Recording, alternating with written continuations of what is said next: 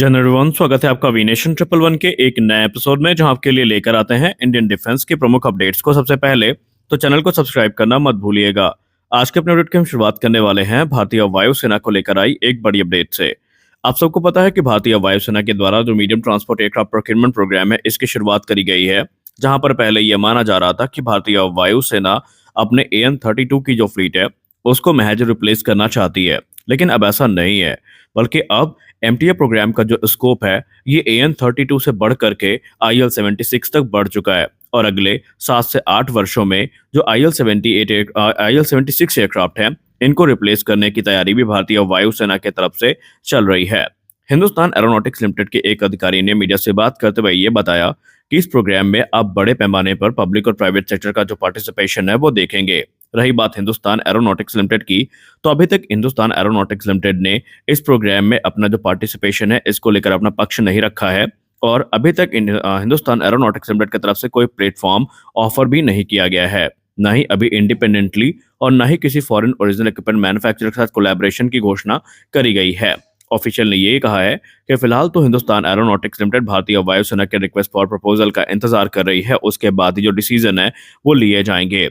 अब यहाँ पर हिंदुस्तान एरोनॉटिक्स लिमिटेड के लिए जरूरी ये भी है कि उन्हें ये देखना है कि कौन सा रास्ता जल्दी भारतीय वायुसेना की रिक्वायरमेंट पूरा कर सकता है, क्योंकि ऑलरेडी जो इंडियन प्राइवेट कंपनी है ये जो विदेशी एयरक्राफ्ट मैन्युफैक्चरर हैं इनके साथ कोलैबोरेट कर रही हैं। जैसे कि अगर हम बात करें C-130 या सुपर हरक्यूलिस जो कि लॉकहीड मार्टिन ऑफर कर रहा है, तो वो टाटा ग्रुप के साथ मिलकर बनाएंगे और महिंद्रा डिफेंस ने एम्ब्रेयर के साथ कोलैबोरेशन किया है जहाँ पर C-390 मिलेनियम जो है ये ऑफर किए जा रहे हैं। वहीं एयरबस A400M एटलस भी ऑफर पे है। लेकिन एक चीज है जो कि इस पूरे प्रोक्योरमेंट की दिशा को निर्धारित कर सकती है, वो है पेलोड कैरिंग कैपेसिटी। भारतीय सेना ने पहले भी कह दिया है कि भारतीय वायुसेना और भारतीय थल सेना दोनों ने ये चीज मानी है कि वही प्लेटफॉर्म यहाँ पर सिलेक्ट किए जाएंगे जो कि जोरावर लाइट टैंक को कैरी करने में और ट्रांसपोर्ट करने में सक्षम होंगे। अब जोरावर जो कि तकरीबन 25 टन वजनी टैंक है, अब अगर हम C-130 जैसे सुपर हरक्यूलिस की बात करें तो ये अगर ऐसा है तो ये प्रोग्राम से पहले ही बाहर हो चुका है। अब जो मेन कंपटीशन है ये A400M एटलस और C-390 मिलेनियम के बीच में है और इन्हीं के मध्य भारतीय वायुसेना किसी एक को सेलेक्ट कर सकती है। हमारी अगली बड़ी अपडेट भारतीय वायुसेना के अस्त्र सीरीज मिसाइल को लेकर आ रही है। दोस्तों, जैसा कि आपको पता है कि भारतीय वायुसेना अपनी air to air combat capability को लगातार इनहेंस करने पर फोकस कर रही है और इसी बीच एक बड़ी रिपोर्ट सामने आई है जहां पर इंडियन एयरफोर्स और DRDO के बीच में एक बड़े कोलैबोरेशन की खबर सामने आई है, जहां पर 6 सुखोई 30 MKI फाइटर एयरक्राफ्ट को विशेषतः मॉडिफाई किया जाएगा। और ये मॉडिफिकेशन किस लिए होगा? ये मॉडिफिकेशन प्रोग्राम बेसिकली इस चीज को ध्यान में रखकर किया जाएगा कि इन 6 फाइटर जेट्स में अस्त्र सीरीज की जो मिसाइल्स हैं इनको इंटीग्रेट किया जाएगा और इनकी जो टेस्टिंग है उसको फास्ट ट्रैक करने का प्रयास किया जाएगा। इसके पीछे का उद्देश्य यही है कि भारत की जो जर्नी है सेल्फ रिलायंस की और डिफेंस टेक्नोलॉजी को विकसित करने की, उसमें ये अपनी भूमिका को सुनिश्चित करेंगे। सुखोई 30 MKI भारतीय वायुसेना की बैकबोन है और जितने भी हमारे इंडिजिनस वेपन सिस्टम है वो इसी प्लेटफॉर्म से टेस्ट किए जा रहे हैं। फिर चाहे वो अस्त्र सीरीज की मिसाइल हो जिसमें अस्त्र मार्क 1, अस्त्र मार्क 2 शामिल हैं, या फिर वो रुद्रम सीरीज की मिसाइल हो जिसमें रुद्रम 1, रुद्रम 2, रुद्रम 3 यहाँ पर शामिल हैं। तो इन सारी चीजों की पूर्ति के लिए 6 सुखोई 30 MKI एयरक्राफ्ट को चिन्हित किया गया है, जहां पर मिसाइल टेस्टिंग पर्पस के लिए इनका इस्तेमाल किया जाएगा।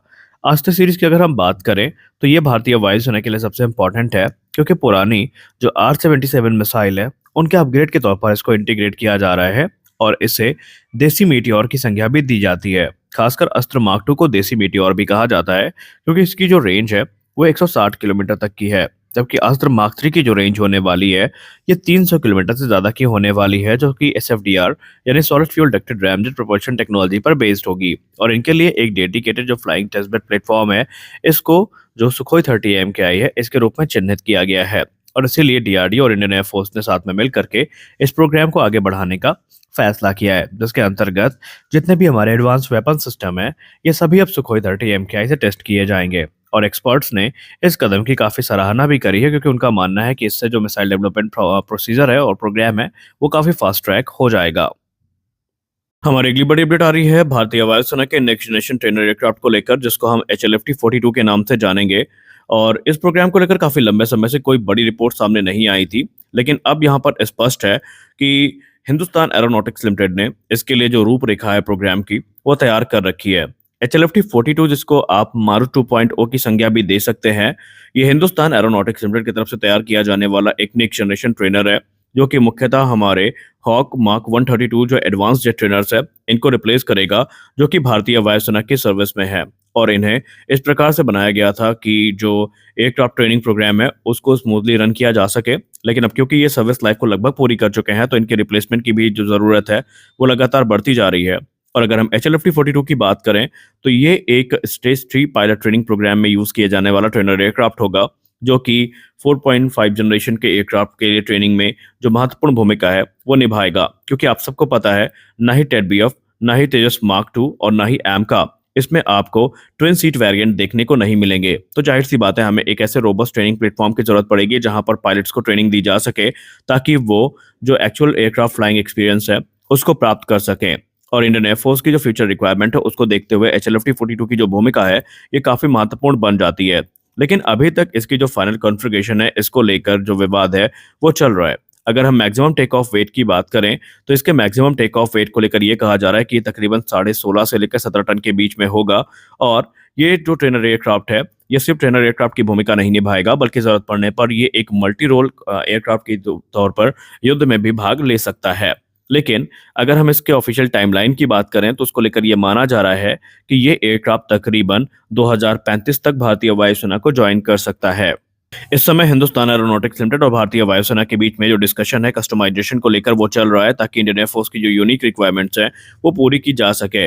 और HLFT-42 बेसिकली आने वाले भविष्य में भारतीय वायुसेना के लिए काफ़ी इंपॉर्टेंट होने वाला है। पहले ये माना गया था कि ये एक नॉर्मल ट्रेनर एयरक्राफ्ट होगा, जिसमें स्टेट ऑफ द आर्ट जो सिस्टम और फीचर्स हैं, वो देखने को नहीं मिलेंगे।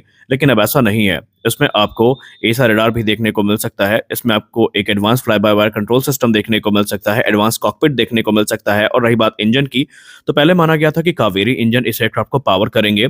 लेकिन अब इसकी मौजूदा स्पेसिफिकेशन को देखकर हम ये कह सकते हैं कि कावेरी इंजन इसकी रिक्वायरमेंट को पूरा नहीं कर सकता, और ना ही F404 इंजन भी इसकी रिक्वायरमेंट को पूरा कर सकते हैं। और HAL ने पहले भी कंफर्म कर दिया था कि इसमें F414 इंजन भी फिलहाल कंसीडर नहीं किए जा रहे हैं, बल्कि वो इसमें एक अधिक पावरफुल इंजन को लेकर विचार कर रहे हैं। तो ऐसे में एक्सपर्ट्स की तरफ से ये इंगित किया गया है कि संभावित है कि इसमें सुखोई 30 MKI के जो AL-31 इंजन है, वो कंसीडर किए जा सकते हैं। हालांकि अभी ये सिर्फ डिस्कशन पे चल रही चीजें, प्रैक्टिकली ऐसा कुछ भी देखने को नहीं मिला है। लेकिन अगर हम एक्सपर्ट्स की बात माने, तो भारतीय वायुसेना के लिए इसके 2 से 3 वेरिएंट तैयार किए जा सकते हैं। पहला एक डेडिकेटेड ट्रेनर होगा, दूसरा एक लाइट कॉम्बैट रोल में इस्तेमाल किया जाने वाला एयरक्राफ्ट होगा, तीसरा एक full fledge multi role aircraft होगा, जो कि तकरीबन 10 BVR मिसाइल्स को कैरी करने में सक्षम होगा, और चौथा वेरिएंट एक ओमका होगा, यानी ऑप्शनली मैन्ड कॉम्बैट एयरक्राफ्ट, जिसको रिमोटली पायलट किया जा सकेगा। तो आज के इस वीडियो में बस इतना ही। आशा करते हैं ये वीडियो आपको अच्छी लगी होगी। वीडियो अच्छी लगी तो वीडियो को लाइक करिए, नए हैं तो चैनल को सब्सक्राइब करिए। और आप HLFT-42 प्रोग्राम को लेकर क्या सोचते हैं, आप अपनी राय भी कमेंट सेक्शन में ज़रूर दीजिए कि ये भारतीय वायुसेना के लिए तत्काल तैयार होना चाहिए। क्या ऑलरेडी ये प्रोग्राम इस प्रोग्राम में देर हो चुकी है? आप क्या सोचते हैं? आप अपनी राय कमेंट सेक्शन में ज़रूर दीजिए।